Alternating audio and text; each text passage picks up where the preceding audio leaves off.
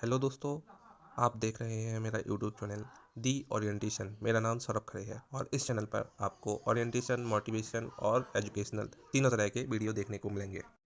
तो चलिए शुरू करते हैं आज का करंट अफेयर्स, जिसमें मैं आपको क्वेश्चन के रूप में आपको बताऊंगा और उसका उत्तर भी बताऊंगा, उससे जुड़े हुए कुछ और भी फैक्ट बताऊंगा। इसलिए मेरी आपसे सभी से रिक्वेस्ट है कि पेन और कॉपी लेकर आप सभी लोग अपने साथ बैठिए। ठीक है, अब पहला क्वेश्चन आता है। क्वेश्चन है, हाल ही में प्रोजेक्ट निसार किन दो एजेंसी के बीच वर्ष 2023 में लॉन्च होने वाला एक सबसे बड़ा प्रोजेक्ट है? तो उत्तर है इसका नासा और इसरो। तो यहाँ पे आप दो चित्र देख रहे हैं, जिसमें आपको एक चित्र में दिखाई दे रहा है नासा का चित्र दिखाई दे रहा है और दूसरे चित्र में दिखाई दे रहा है इसरो। तो इन दो एजेंसियों के बारे में भी मैं आपको बताऊंगा। सबसे पहले नासा के बारे में बताऊंगा। नासा का फुल फॉर्म है national aeronautics and space station, जो इस्टेब्लिश हुई है 29 जुलाई 1958 को। एम्प्लॉय भी इसमें लगभग 18,000 के ऊपर एम्प्लॉय काम करते हैं। इसका हेड क्वार्टर है वो वाशिंगटन डीसी में है और इसके हेड हैं जो चार्ल्स बोल्डेन करके हेड है। मैं रिपीट कर देता हूँ, चार्ल्स बोल्डेन। ठीक है, इसके बाद एक दूसरा चित्र दिखाई दे रहा है इसरो का। इसरो के बारे में आप सभी जानते हैं, ये भारतीय अंतरिक्ष एजेंसी है। इसका पूरा नाम इंडियन स्पेस रिसर्च ऑर्गेनाइजेशन है, जो 15 अगस्त 1969 को स्टैब्लिश हुई है। इसका हेडक्वार्टर बेंगलोर में है और इसके जो अभी एडमिनिस्ट्रेटर हैं वो एस सोमनाथ है। इसका जो पहला अंतरिक्ष बंदरगाह खोला गया था। अब आते हैं दूसरे क्वेश्चन पर। हाल ही में कौन सा राज्य हिंदी में मेडिकल और इंजीनियरिंग की शिक्षा देने वाला पहला राज्य बना है? तो इसका है आंसर मध्य प्रदेश। जैसा कि आप जानते हैं कि मध्य प्रदेश भारत के मानचित्र में सबसे बीचों बीच में आता है, इसलिए इसे हार्ट ऑफ द इंडिया कहा जाता है। यह एरिया वाइज भारत का सेकेंड लार्जेस्ट स्टेट है, जिसके अंतर्गत राज्यसभा की 11 सीटें आती हैं, लोकसभा की 29 सीटें आती हैं और विधानसभा के अंतर्गत इसमें 230 सीटें आती हैं। क्या आप जानते हैं कि पहला स्टेट एरिया वाइज राजस्थान है, दूसरा मध्य प्रदेश है, तीसरा स्टेट कौन सा है? तो उसके अंतर्गत आता है महाराष्ट्र, जो हमारे टॉप 3 स्टेट है। चलिए अब चलते हैं तीसरे क्वेश्चन पर। जल जीवन मिशन लक्ष्य प्राप्त करने वाला राज्य 2022 में कौन सा राज्य एकमात्र राज्य बना है? उसका उत्तर है तमिलनाडु। इसने सबसे पहले और एकमात्र पहले स्टेट के रूप में इसने लक्ष्य प्राप्त किया है। इस चित्र में, यहाँ पे आप दो चित्रों में दो चेहरे देख रहे होंगे। इसमें आपको ये समझना है कि दो चेहरे हैं कौन कौन से। इसमें एक चेहरा तो जो राइट साइड में फेस लगा हुआ है वो है हमारे तमिलनाडु के सीएम के स्टालिन, और दूसरा जो फेस दिखाई दे रहा है वो है हमारे जल जीवन शक्ति मंत्रालय के जो कैबिनेट मिनिस्टर हैं गजेंद्र सिंह शेखावत, जो हमारे जोधपुर के राजस्थान से चुन कर आते हैं। यहाँ पे ये देखने वाली बात है कि जो जल जीवन मिशन जो चलाया जा रहा है वो के अंतर्गत चलाया जा रहा है, इसलिए हमें इन सब बातों को भी ध्यान रखना है, क्योंकि ये सब बातें आपको काम आएंगी। जैसा कि आप जानते हैं, जल जीवन मिशन योजना का मुख्य उद्देश्य ग्रामीण क्षेत्र में रहने वाले उन सभी परिवारों को घर में पानी की सुविधा उपलब्ध करवाना है जिन्हें पानी जैसी समस्याओं से गुजरना पड़ता है। इसलिए केंद्र सरकार ने इस मिशन को एक बहुत ही महत्वपूर्ण मिशन के रूप में लिया है, और जो उस पर काम कर रहे हैं हमारे कैबिनेट मिनिस्टर गजेंद्र सिंह शेखावत जी। केंद्र सरकार के जल शक्ति मंत्रालय द्वारा ग्रामीण और शहरी क्षेत्र के 50% से अधिक परिवारों के घरों तक पानी का नल पहुंचाने के लिए प्रधानमंत्री जल जीवन मिशन योजना की शुरुआत की गई है। इसकी ऑफिशियल जो शुरुआत की गई थी वो 15 अगस्त 2019 को की गई थी। और इस योजना का जो लक्ष्य है वो है ये है कि 2024 तक अम, हर घर नल से हर घर नल के माध्यम से ग्रामीण क्षेत्रों के सभी घरों में सुरक्षित और पर्याप्त पेय उपलब्ध हो जाए। चलिए अब चलते हैं चौथे क्वेश्चन पर। क्वेश्चन है, हाल ही में भारत के लखनऊ की रहने वाली जागृति यादव किस देश में एक दिन के लिए उच्चायुक्त बनी है? तो इसका उत्तर है ब्रिटेन। तो उन्हें एक दिन के लिए उच्चायुक्त बनाया गया है। और जैसा कि आप जानते हैं कि उत्तर प्रदेश जो है वो भारत का पॉपुलेशन के मामले में सबसे बड़ा स्टेट है। ठीक है, और ब्रिटेन की अभी रिसेंट न्यूज़ आपने कुछ दिन पहले सुनी होगी, वहाँ पे क्वीन एलिजाबेथ द्वितीय का भी निधन हुआ है। और जो ब्रिटेन के अंदर भारतीय राजदूत हैं उनका नाम है विक्रम के दोराई स्वामी।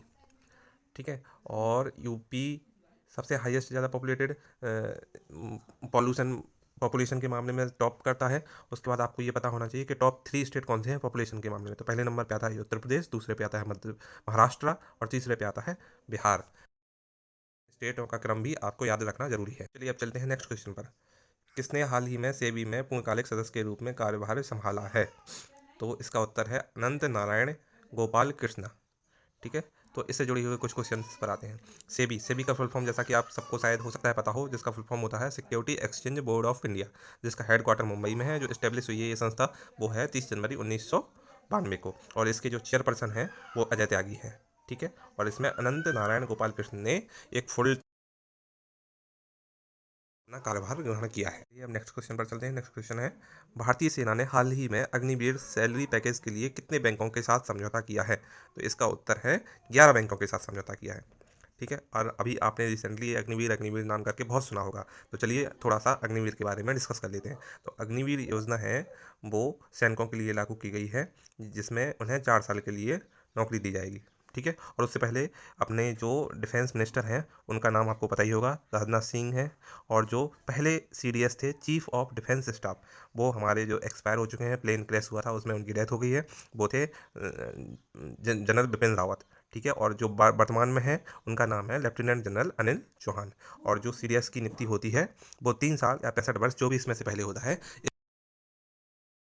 पीरियड के लिए होती है। चलिए अब डिटेल में बताते हैं आपको इस अग्निवीर योजना के फायदे और नुकसान, क्योंकि इसमें बहुत ज़्यादा मिसकंसेप्शन फैला हुआ है। कुछ बच्चों ने इसका विरोध किया, सरकार ने इसके फायदे गिनाए, तो इसमें आपस में मनमुटाव है सरकार के और बच्चों के बीच में, क्योंकि सरकार कहती है इस योजना के बहुत फायदे हैं और बच्चों को इस योजना से नुकसान समझ आ रहा है। ताकि सरकार के द्वारा बताया गया है कि इसमें 4 साल के लिए अग्निवीरों की नियुक्ति की जाएगी। तो इसमें पहले साल के जो महीने होंगे उसमें 30,000 रुपये महीना सैलरी मिलेगी, दूसरे साल में 33,000 रुपये, तीसरे साल में 36,500 रुपये और चौथे साल में 40,000 रुपये की मासिक सैलरी मिलेगी। ठीक है, और इस सैलरी में से हर महीने 30% अमाउंट कटेगा, और इतनी ही राशि सरकार इसमें भी जोड़ेगी, जिसे आप रिटायरमेंट फंड कह सकते हो। यानी कि नौकरी के दौरान एक अग्निवीर को 4 साल में कुल 11,72,160 रुपये सैलरी के रूप में मिलेंगे, और 4 साल की सेवा के बाद फिर रिटायरमेंट फंड के तौर पर एक मुश्त 11,72,160 रुपये उसके अग्निवीर के खाते में डाल दिए जाएंगे। कुल मिलाकर आप कह सकते हैं कि 4 साल की नौकरी में वेतन और रिटायरमेंट के तौर पर 23,43,160 रुपये मिलेंगे। इस पर किसी भी प्रकार का ना तो कोई टैक्स लगेगा और ना कोई डिडक्शन होंगे। इसलिए सरकार कह रही है कि एक बेरोजगार रहने से अच्छा है कि 4 साल में इसमें 23 लाख रुपए का फंड इकट्ठा हो जाएगा। और जबकि इसमें युवाओं का मानना है कि हमें ये नौकरी दे रहे हैं 4 साल नहीं, ये फुल टाइम के लिए दीजिए, जितनी नौकरियां पहले मिलती थी। तो अपने दोनों के अपने अपने सोचने के तरीके और फायदे और नुकसान समझना है। बहरहाल जो भी इसमें डिटेल था वो आप लोगों को मेरे द्वारा बता दिया गया है। चलिए अब चलते हैं नेक्स्ट क्वेश्चन पर। क्वेश्चन नंबर नेक्स्ट है कि कश्मीर के हस्तशिल्प हथकरघा निदेशालय ने किस संस्थान के साथ मिलकर एक समझौता किया है?